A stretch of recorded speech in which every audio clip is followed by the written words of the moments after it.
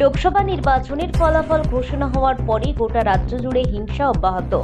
এবার এই ভোট পরবর্তী হিংসার বলি হলো এক কংগ্রেস কর্মী।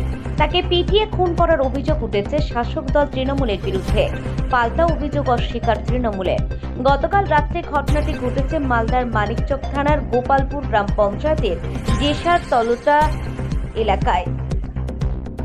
নাসিরের দলবল।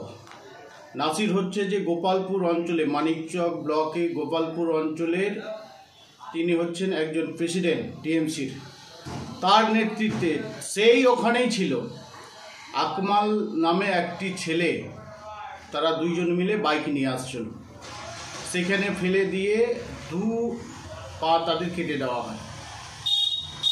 এবং এই দুষ্কৃতী একটা গোপালপুরের নাসির এবং এখান যিনি হচ্ছেন সেখানকার স্থানীয় বিধায়িকা এমএলএ সাবিত্রী মিত্র, তার নেতৃত্বে বারবার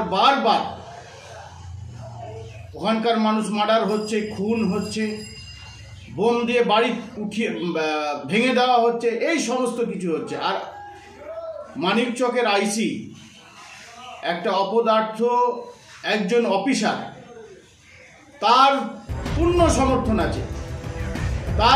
সমর্থন আছে বলেই এই প্রতিদিন এইরকম ঘটনা ঘটছে। গোপালপুরের যে ঘটনা আপনারা বললেন, সেটা আপনারা যদি খোঁজ নিয়ে দেখেন, এটা কোনো দলীয় গোষ্ঠীকন্দল বা দলীয় কোনো সংঘর্ষ এরকম না। এটা ওদের পারিবারিক একটি সংঘর্ষ, যে পারিবারিক সংঘর্ষ দীর্ঘ 35 থেকে 40 বছর ধরে চলছে।